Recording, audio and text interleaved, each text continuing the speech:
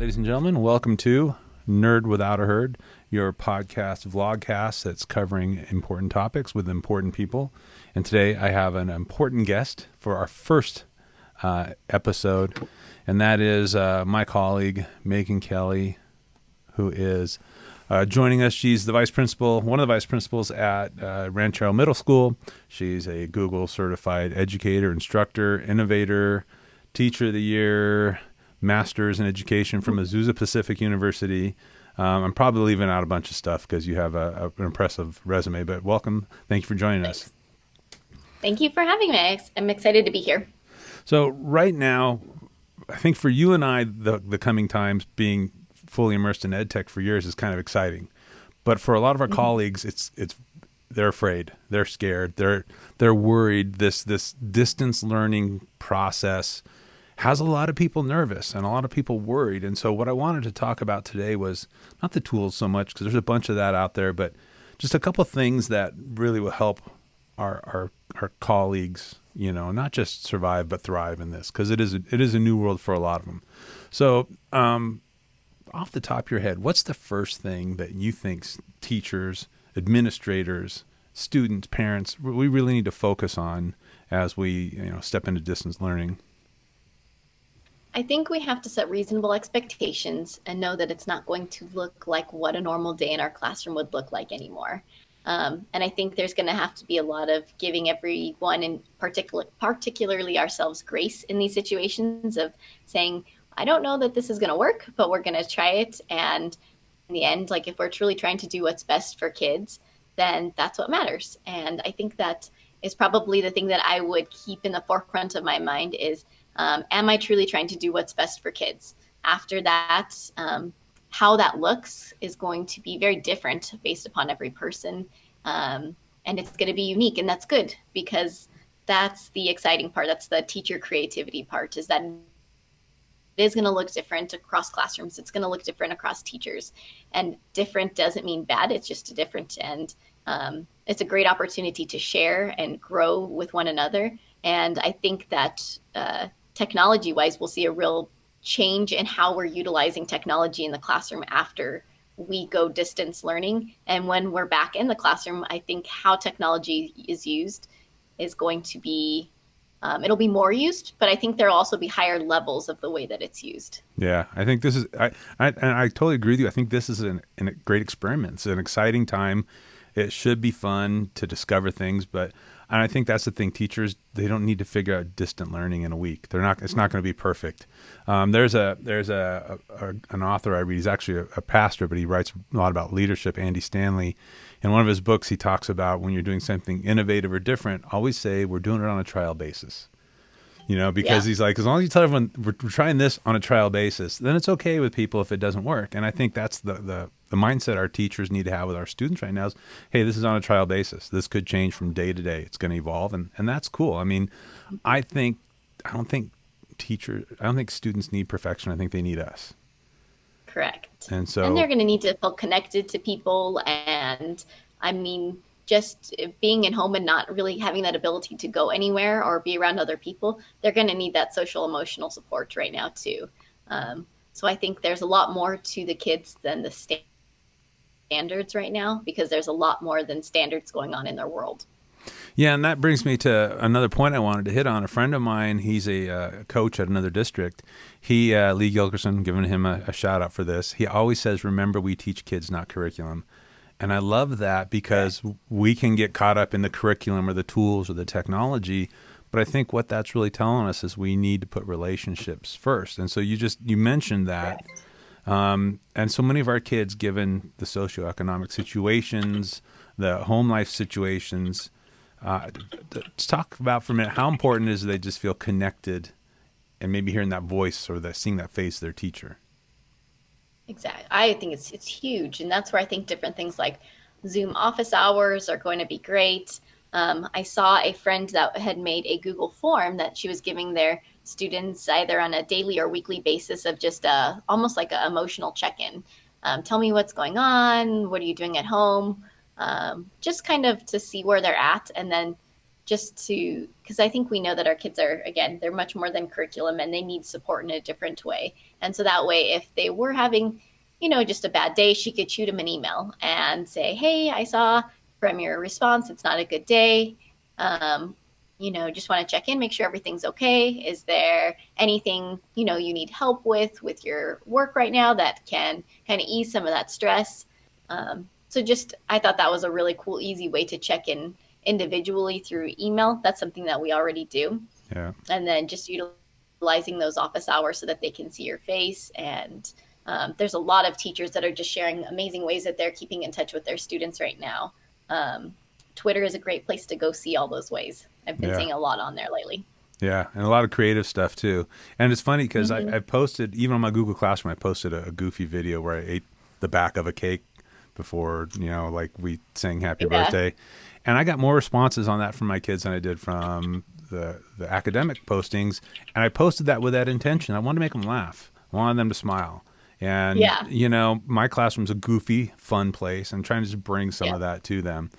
But this kind of takes me to, as we start building curriculum, our district, the 4 C's, the 6 C's are huge. And I think if we really look at, communicate, collaborate, critical thinking, and creative solutions, that relationships are embedded in that.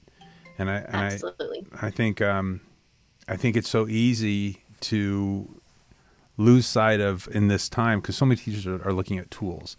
And so I have a basically an analogy of, if you take your car to the shop to have it worked on, and the mechanic goes and grabs a tool that he's comfortable with and only works on the things that tool fits, he may not be fixing the problem or serving the need of the car.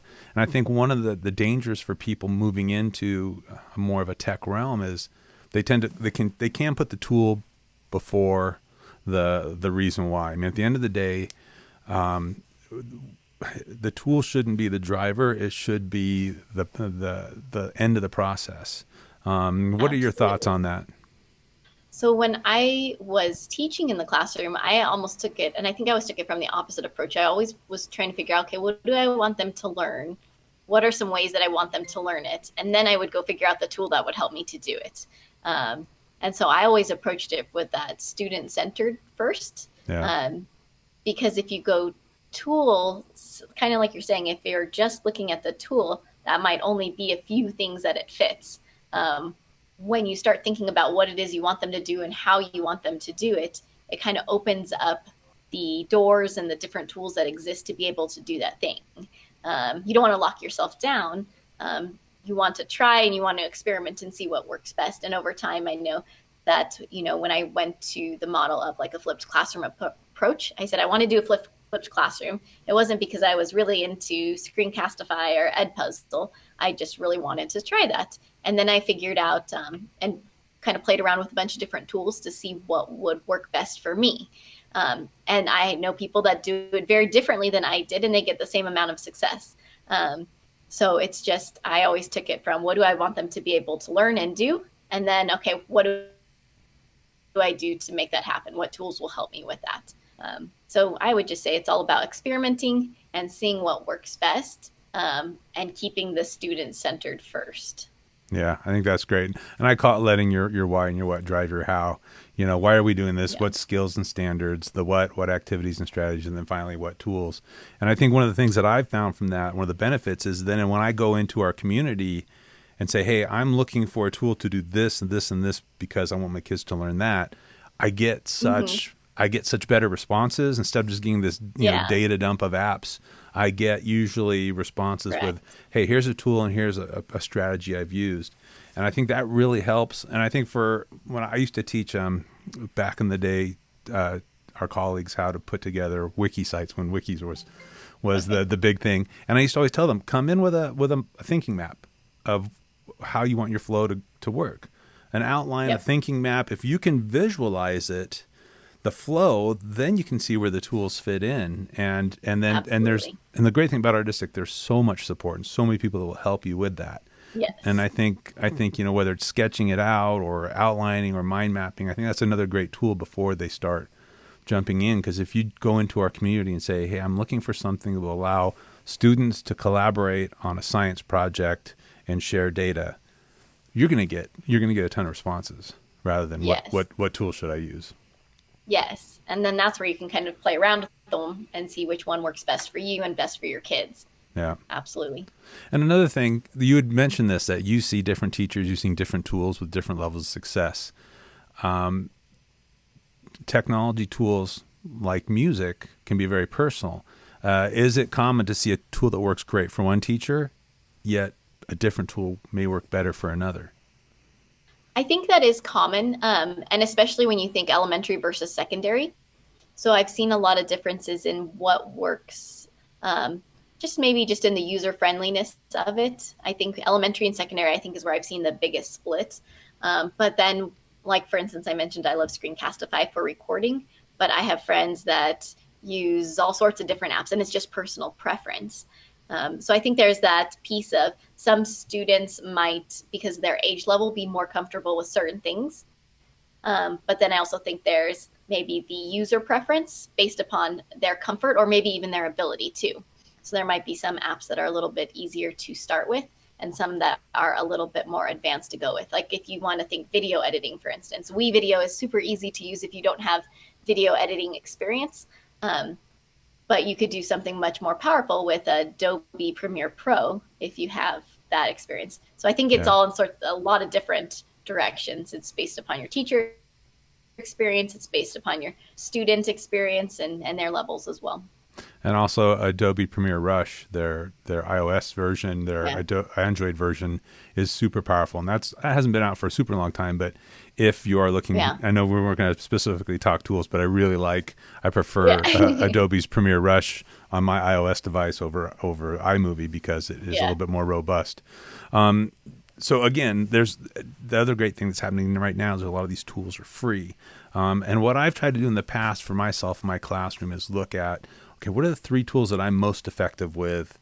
And not that I'm going to build everything around that, but some of these newer teachers, they can get overwhelmed with everything. And so I've told some of my colleagues, pick 3 that you feel like you can be most effective with and work with those until you kind of get a workflow. What advice would you give to people jumping in, just being overwhelmed with the choices? So I always, again, take it from that student-centered approach is what are the main things you want students to be able to do? I think as we go into distance learning, we know that we're not going to hit all the standards and all the learning objectives that we may have had for them for this quarter. But what is it that you really want them to know? How do you want them to learn it? And then pick a couple tools that you really want to focus on. Don't pick too many. And this is when I've led trainings and different things. I've always said if you pick somewhere between 1 to 3 is a really good, safe approach. Focus on those and grow from that. So if you're wanting to share some sort of instruction with them, and just because I was talking flipped classroom, focus on using Google Classroom first. And then what is the tool that's going to help you flip it so that you can record some instruction? Maybe you're going to use Screencastify. So there's your second tool. And just really make sure you've got those things honed in and focus on those. If you try to do too much too soon, it's like the jack of all trades things and master of none. Yeah. You won't be successful at any of it. So you have to understand your own personal bandwidth and what amount of things you can try at one time. That's great advice. And our kids also, they're growing up in a very tech immersed world. They're going to need some guidance through that as well.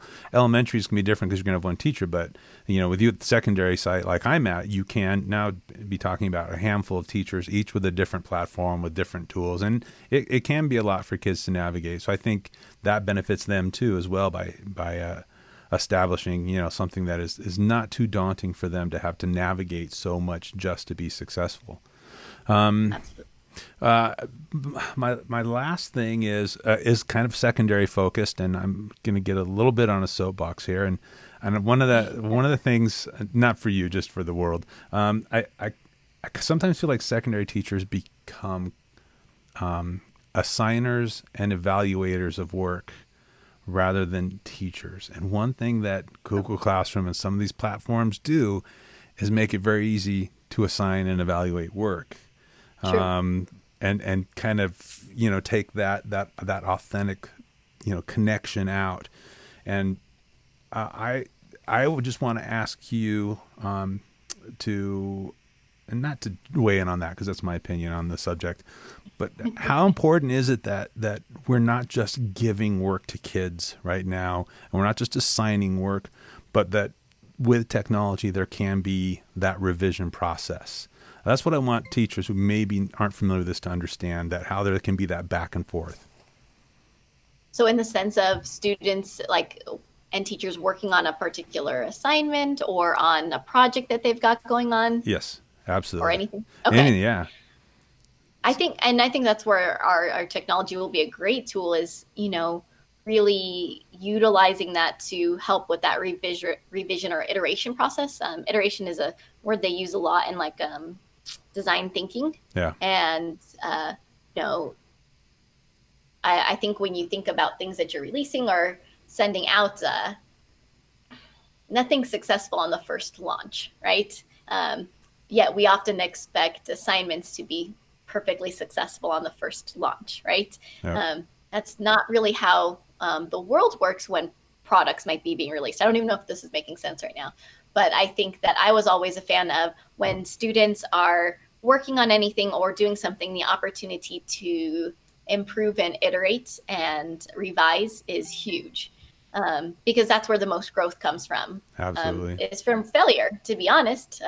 I think I can look at stuff that I've done in the past, and I've learned the most when things have not gone well or I haven't been successful, but I've had those opportunities to revise and iterate. And that's kind of how it works as an adult. A lot of the times when things don't work out, you figure out what went wrong, you fix it, and you improve.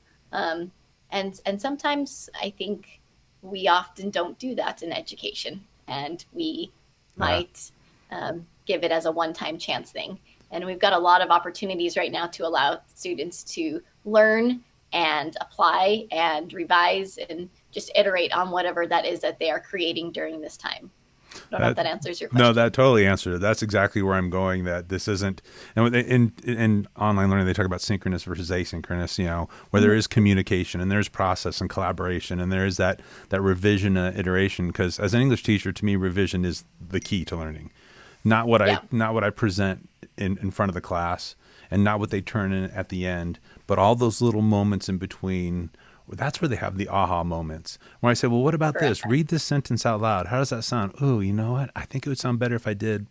And that's where the authentic learning comes in. And I just want people to know that in a distance environment, that is totally possible. Not just with office hours, not just with Zoom meetings or Hangouts, but, through revision on any of the G Suite tools, and many of the other tools out there allow for, and Newsella, which I use with my kids. It's great because I can give revision suggestions and send the writing back, and they can resubmit it. Yeah. And those suggestions, are, and one of my rules is I never give them more than one or two at a time.